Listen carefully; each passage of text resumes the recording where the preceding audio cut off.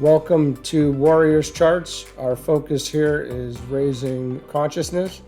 Please subscribe. Feel free to comment. I hope you enjoy. Be blessed. Life and Teaching of the Masters of the Far East by Baird T. Spalding, Volume 2, Chapter 1. This day is to you the beginning of a new year, the old having passed out, as it were, from your life, never to return, except possibly in thought, as the memory of its pleasures, its sorrows and cares, and the more engrossing thoughts of business come flooding back. Aside from that, it is forgotten, gone, to you a page torn from the yearbook of your life. We look upon it as a period of attainment and added triumph, an ongoing, a span carrying us on to a more glorious development and achievement, a time of greater promise and enlightenment, a time when we can be of greater service, when we can be younger, stronger, and more loving from each succeeding experience. Your thoughts is, why? Our answer is, to draw your own conclusion, choose your own life. Our chief said, without any thought of intruding, we wish to see and know. Our friend resumed, from this time on, there are definite lessons for those who do not see and know or grasp the full meaning of the goal of life well lived.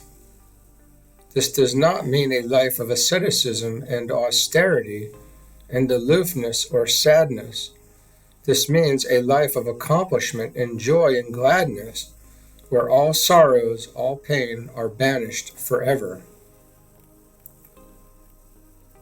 Then, in a lighter and more whimsical mood, he said, you have expressed a desire to see and know. The desire is no sooner expressed than it is fulfilled. The thought expressed in a verse in your Bible comes to me as I look over this assembly. Where 2 or 3 are gathered together in my name, there will I be also. How often that verse has been looked upon as a mere play upon words instead of being applied and made really true. The great error you have made with Jesus' teachings is you have consigned them to the dim and misty past, looking upon them as mythical and mystical, pointing to something that may be gained after death, instead of knowing that they can be applied in the daily lives of all, right here and now, if you only will. We wish it to be understood that we are not putting forth the claim that Jesus, as the Christ, represented a plane or condition of life in his own realization that had not been brought forth to a greater or lesser degree by a great many seers and prophets of other times and peoples. We wish to emphasize his life because that life is the one you can understand more fully. The specific reference to his own life can have but one purpose and meaning, and that was the faith-inspiring fact that his life and experience was the living demonstration of his teachings. The speculative dogma of vicarious atonement, which has biased Christian thought for centuries, cannot be charged to the author of the Sermon on the Mount or the parable of the prodigal son. The leaders of Christian thought have diverted the followers of Jesus and his teachings from their practical application and the study of the God power. They have taught them to look upon his teachings as the experiences of the apostles after his time, instead of teaching them that the law upon which those teachings were based was an exact science which could be understood and experienced in the lives of all. The Orientals have made the scientific phase of their religion the supreme object of their study and attainment. In this they have gone to the other extreme. In this way, both have consigned their religion to the realm of the miraculous and supernatural. The one has become absorbed in the wholly ethical, while the other has become absorbed in the scientific side only. Thus both have shut out true spirituality. The monastic life of retirement, asceticism, and seclusion from the world, whether in Buddhistic or Christian monasteries, is neither a necessary nor is it the true method of attaining spiritual enlightenment, nor the realization of the perfect life of wisdom and power as brought forth by Jesus. These monastic systems have been in existence for many thousands of years, yet they have in no wise accomplished as much for the uplift of the common people as did the teachings of Jesus in the few short years of his time here on earth. It is very well known that he embraced all their teachings, going through the initiations and studying the so-called sacred mysteries, the ritualistic forms and ceremonies, until he came to the teachings of Osiris. These were interpreted to him by a priest who had held himself aloof from all the ritualistic, monastic, materialistic forms of worship. This priest was a follower of King Thoth of the first dynasty of the Egyptian kings. When King Thoth declared Egypt an empire, he did it under the power of a dictator and usurper of the people's rights. Centuries before, these people had built up and maintained a glorious civilization of unity and brotherhood under the guidance and direction of Osiris and his followers. These people were the pure white race and were always known as the Israelites, of whom the Hebrew race is a division. Thoth ruled wisely and attempted to maintain the Osirian teachings, but after his day, the dark and material concept crept in, as the Egyptian or dark hordes from the south, who had swept him into power, gained sway. The succeeding dynasties fell away from Osirian teachings, gradually took up the dark concept of the dark race, and finally practiced black magic entirely. Their kingdom soon fell, as all such kingdoms must fall. After Jesus had listened attentively to this priest and his teachings, he recognized their deep inner meaning. He also saw, through the insight which he had received from the Buddhistic teachings, that there was a great similarity underlying the two. He then determined to go to India over the old caravan route maintained at that time. There he studied the Buddhistic teachings, which had been preserved with a reasonable degree of purity. He saw that, in spite of the ritualistic forms and dogmas that had been imposed by man, religion had but one source, and that was the God within, whom he designated as his Father and the Father of all. Then he threw all forms to the winds, as it were, and went directly to God, went straight to the heart of this loving attainment.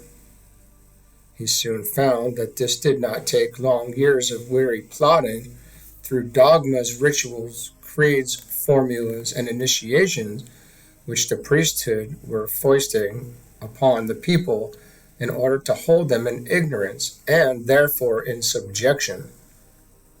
He realized that that for which he was seeking was right within himself. He knew that in order to be the Christ, he must declare that he was the Christ. Then with pure motive of life, thought, word, and deed, he must live the life he sought in order to incorporate it within his physical body. Then, after perceiving this, he had the courage to go out and declare it to all the world.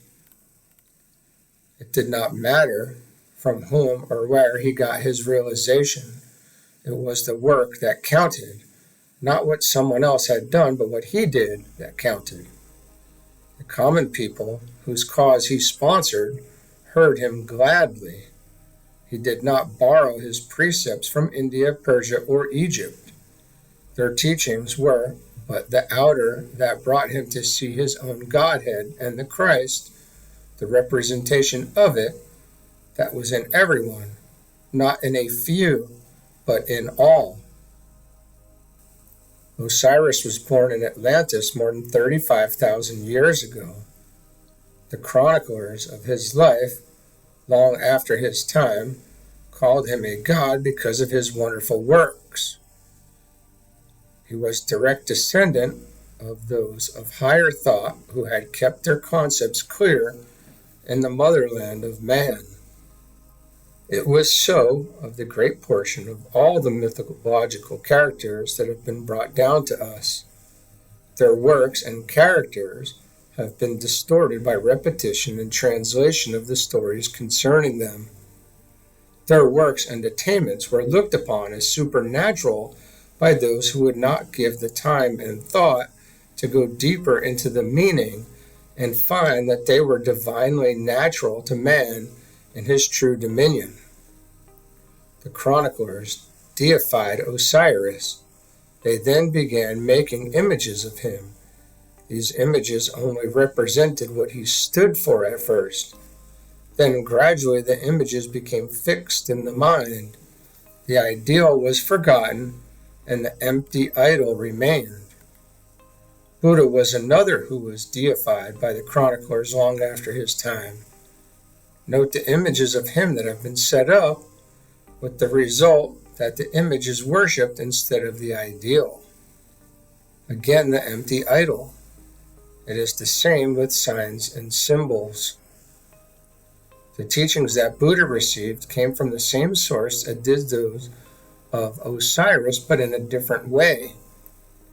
The teachings that Buddha contacted came from the motherland direct to Burma, brought there by the Naicals. Osiris's teachings came direct to him as his forefathers lived in the motherland, and when he was a young man, he had gone to the motherland to study. After finishing his studies, he returned home, became the leader of the Atlanteans, and brought the people back to the worship of the God within, as they were gradually slipping back to the dark concept, influenced by the dark races about them. Moses was another leader whose followers and chroniclers deified him after his time. He was an Israelite and contacted the records of the Babylonians, receiving his teachings from them. These records form a part of our Bible. What Moses saw and learned from these records was written by him in the exact form and words. The facts which he put down were badly distorted by translators. I could go on and recall many more. Jesus saw and contacted all their teachings, then, in his charismatic manner, went to the heart of all these. He went one step further than any of them did, by glorifying his body to the point where he could allow it to be crucified, yet he brought it forth in a triumphant resurrection. Studying the teachings of Osiris, Buddha, and Jesus, you will find many similarities. In fact, at times you will find the same words used. Yet did any of them copy? The teaching showed them the way from the outer to the inner. Then they must have dropped all teaching, all copying, and must have gone beyond it all. Had any of them just copied and studied what they saw and were taught, and then had not been able to see that all was from the God right within themselves, they would have been studying yet, and their lives and experiences would never have been recorded. They all went through the same experience in that their followers wanted to crown them kings of temporal kingdoms, but to this they would not listen, each expressing the same thought in almost the same words. My kingdom is not of the material, it is spiritual. With Osiris it went so far that the latter chroniclers placed him as an Egyptian king. Here the talk ended, and we all walked to the temple. As we arrived in the lower room, our friend began, in ascending from room to room of this temple, please remember that no man can confer any rights upon another. By developing your understanding, you will find that you are the equal of any man, and he who attempts to confer his rights or what he has upon you is not consistent, as he is attempting to give what he cannot. One may point the way to his brother, that he may extend his vision to incorporate the good, but he cannot confer that good which he himself has upon him. By this time we had arrived in the second room, where 4 of our friends from the village had preceded us. After a few moments of general talk, all were seated, and our teacher resumed. There is not a character in all your history that stands out as Jesus does. You count your time before and after his birth. He is idolized by a majority of your people, and that is where they err. Instead of the idol, he should be the ideal.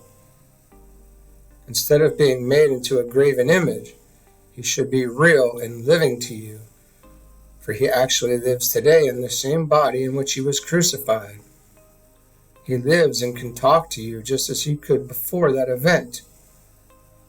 The great error with so many is that they see his life ending in sorrow and death upon the cross, forgetting entirely that the greater portion of his life is that portion after the resurrection.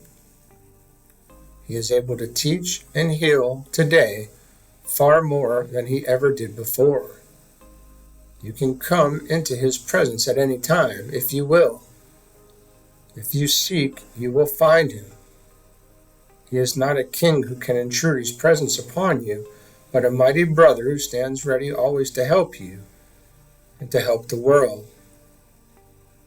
When he lived upon the mortal, earthly plane, he was able to reach but a few. Today he is able to reach all who will look to him.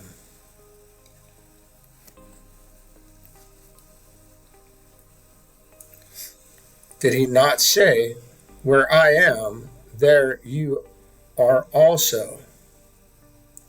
Does that mean that he is away in a place called heaven that you must die to attain?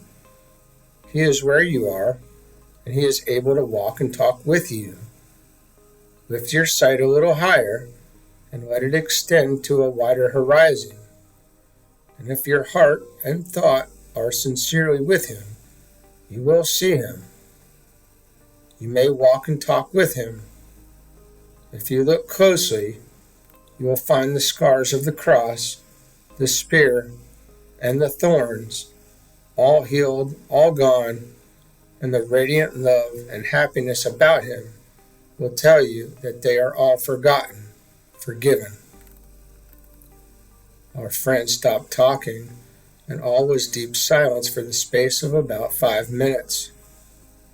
Then the room lighted up with a brilliance that we had not seen before. We heard a voice. At first it seemed a long way off and indistinct. After our attention was attracted to it and our thoughts directed to it, the voice became very distinct and rang out in clear bell-like tones. One of our party asked, "Who is speaking?" Our chief said, "Please be silent. Our dear master, Jesus, is speaking." Then one of our friends said, "You are right. Jesus speaks." Then the voice went on. "When I said, 'I am the way, the truth, and the life,' I did not intend to convey the thought to mankind that I, myself, was the only true light. As many as are led by the Spirit of God, they are sons of God. When I said, I am the perfect Son, the only begotten Son of God, in whom the Father is well pleased, I fully intended to convey the thought to all mankind that one of God's children saw, understood, and claimed his divinity, saw that he lived, moved, and had his being in God, the great Father-Mother principle of all things. That seeing this, he then spoke forth the word that he was the Christ, the only begotten Son of God, and with true heart and steadfast purpose lived the life, becoming what he claimed to be. With his eyes fixed upon that idea, he filled his whole body with that ideal, and the end sought was fulfilled. The reason so many have not seen me is that they have put me upon a shrine and placed me in the unapproachable. They have surrounded me with miracles and mystery, and again, they have placed me far from the common people, whom I love dearly. I love them with a love that is unspeakable. I have not withdrawn from them. They have withdrawn from me. They have set up veils, walls and partitions, mediators, and images of myself and those so near and dear to me. They have surrounded us with myth and mystery until we seem so far removed from these dear ones that they do not know how to approach. They pray and supplicate my dear mother and those that surround me, and thus they hold us all in mortal thought. When truly, if they would know us as we are, they would and could shake our hands. If they would drop all superstition and creed and know us as we are, they could talk with us as you do. We are no different at any time than as you see us. How we would love to have the whole world know this. Then what an awakening, what a reunion, what a feast. You have surrounded us so long in mystery, it is no wonder that doubt and disbelief have become dominant. The more you build images and idols and surround us with death and make us unapproachable, save through some other than ourselves, the deeper the doubt and shadow will be cast, and the chasm of our superstition grow wider and more difficult to cross. If you would boldly shake our hands and say, I know you, then all could see and know us as we are. There is no mystery surrounding us or those we love, for we love the whole world. So many see only that part of my life which ended on the cross, forgetting that the greater part is as I am now, forgetting entirely that man still lives, even after what seems a violent death. Life cannot be destroyed. It goes on, and life, well lived, never degenerates nor passes. Even the flesh may be immortalized so that it never changes. Dear Pilate, when he washed his hands and said, Away with him and crucify him yourselves, I find no fault in him, how little he knew of the history he was making or of the prophecy he was fulfilling. He, with the multitude, has suffered far more than I have suffered. That is all past and forgotten, forgiven, as you will see, by our all standing here in one place together. Two figures came forth and were embraced by Jesus.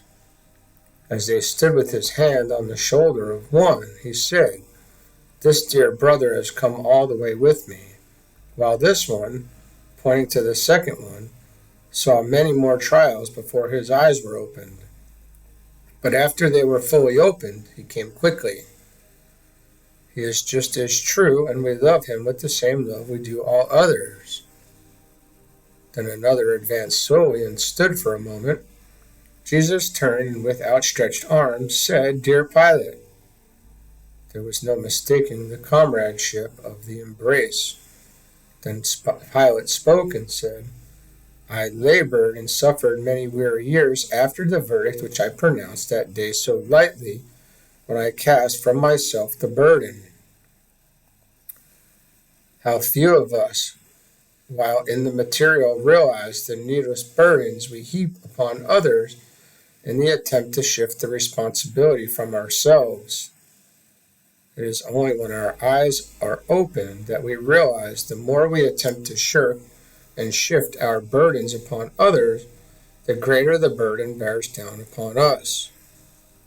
It took many weary years before my eyes were open to this fact, but since the day they were open, how I have rejoiced.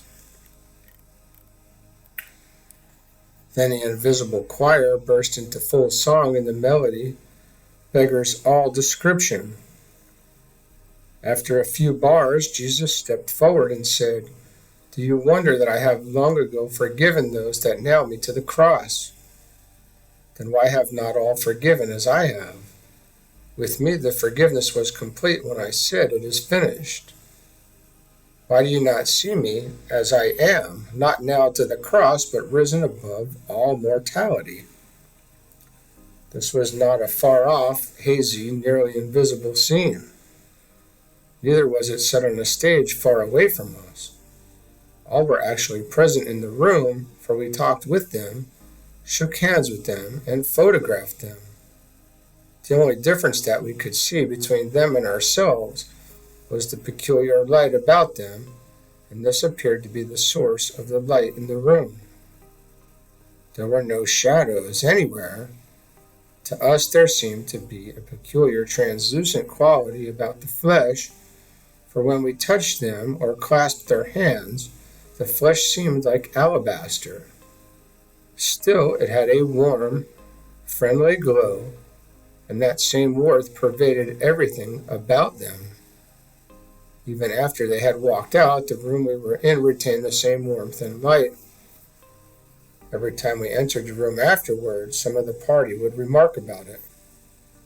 Our party waited while the others filed from the room.